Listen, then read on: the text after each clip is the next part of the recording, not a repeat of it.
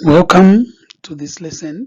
In this lesson, I'm going to give you an overview of the course Ethics in Psychology. I'll share key aspects of the course and what is expected.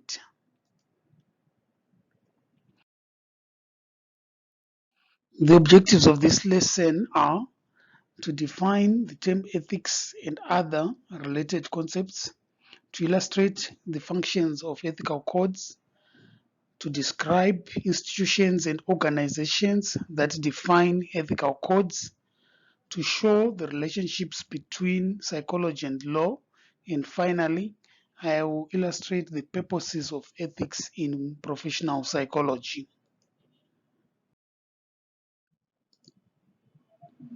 Defining ethics in psychology.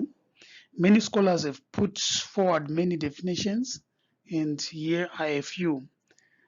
According to Kuchar and Keith Spiegel, 2008, ethics is a branch of philosophy that deals with moral problems and moral judgments. White, 1988, describes as ethics as the evaluation of human actions. In doing so, we assign judgments to behavior to illustrate what is right or wrong, bad or good, and according to this perspective of moral principles or guidelines. Banyard and Flanagan, 2005, define ethics as moral frameworks that are applied to a narrow group of people who are professional in their different areas of specialty. In this case, we are talking about psychologists in different specialties, be it clinical, educational, organizational, community, sports psychology, or neuropsychology.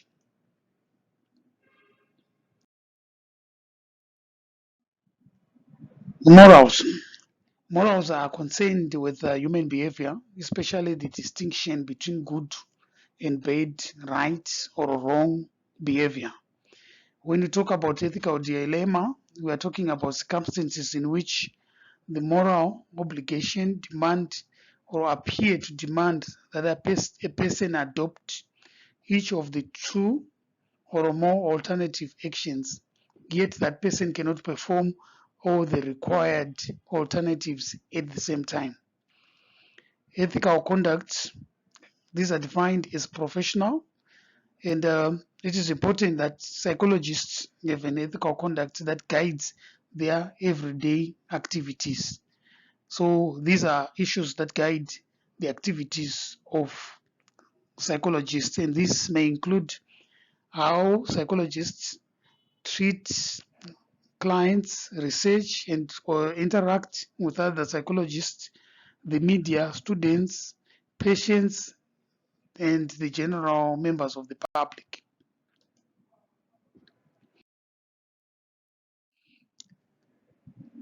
Ethical codes serve the following functions.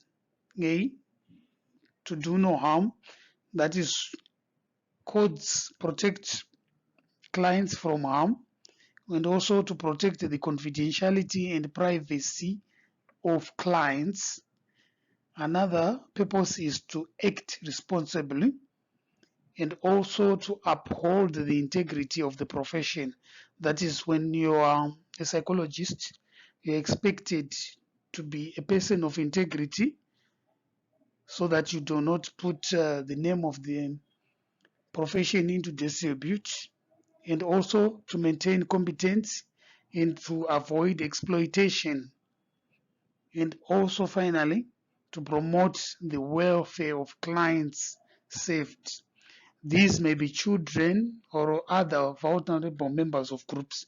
So the functions really are to ensure that clients are protected and they are not put in any danger whatsoever as you conduct your professional professional psychological therapy and other related activities. So who define ethical conduct?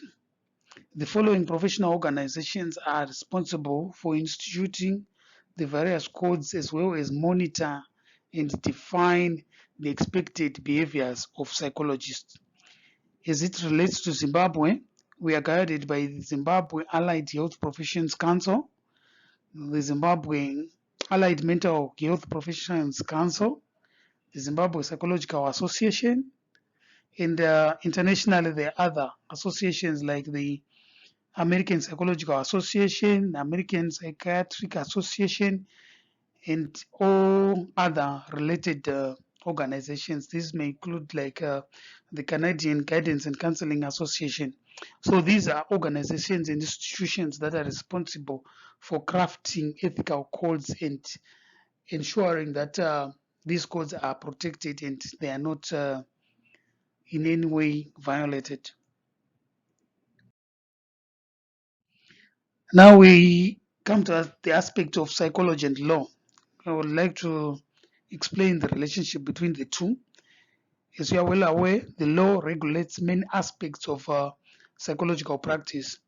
It is a body of rules of conduct prescribed by the state that have a legal binding force, and failure to comply with the law can result in criminal action against the practitioner or institution, and in some cases, there's a possible loss of certification or license.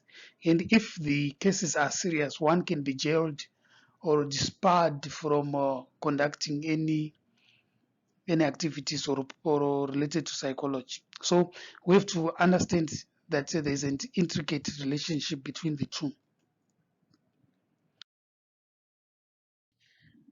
Now we go to the purposes of ethics in professional psychology. Basically, there are four broad purposes.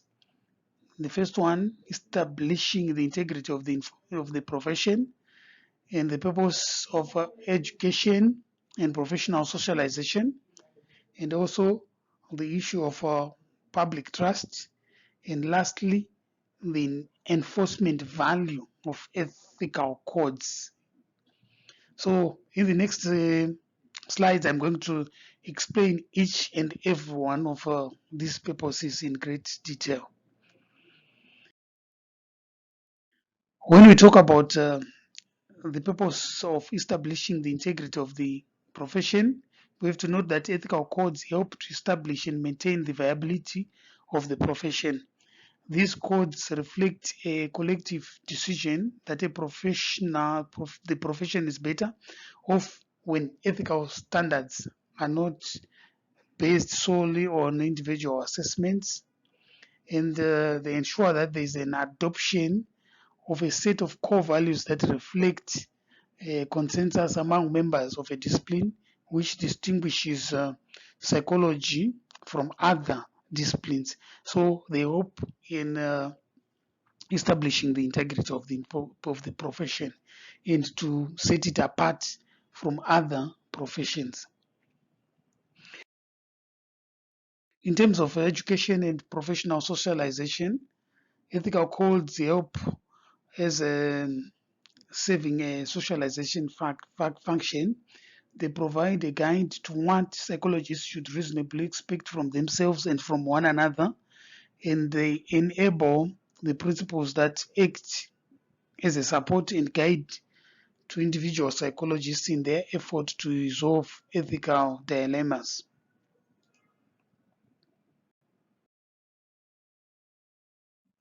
In terms of public trusts, ethical codes are important as a way of gaining public trust by demonstrating that psychologists are members that are responsible and belong to a profession that has high standards.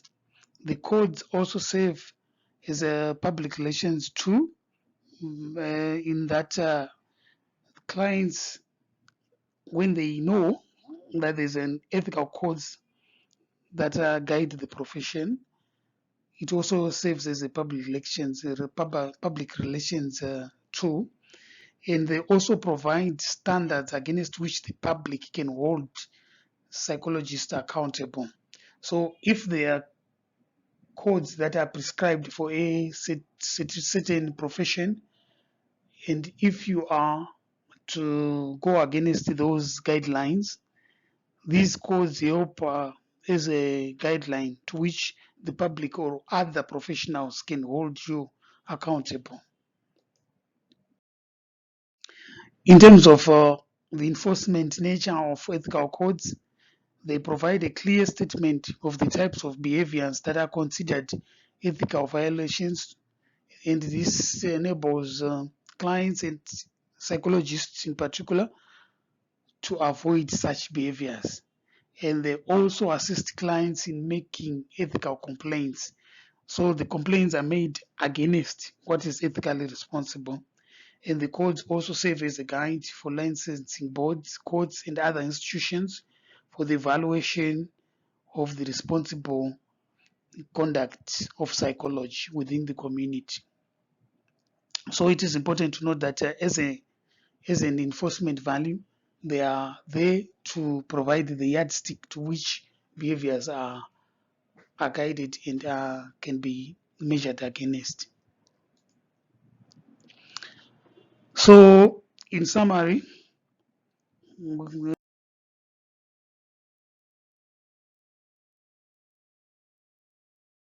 I've defined ethics and other the related concepts. I've also touched on the functions of ethical codes as well as the institutions that define ethical codes. I've also touched on the relationship between psychology and law and illustrated that there's an intertwining relationship. The law is important as it guides what is expected. And when we talk about the law, we talk about issues related to the constitution, acts of parliament, and any other laws that are there that help in regulating behavior of citizens as well as the conduct of psychologists. I've also touched on the purposes of ethics in professional psychology. Thank you for viewing this video. I urge you to share, comment, write anything that is related that you might feel you want me to add. And I also urge you to subscribe to our YouTube channel so that we can continue to support you in terms of your learning as well as to give you content that is relevant and that will guide you in understanding these issues. Thank you so much.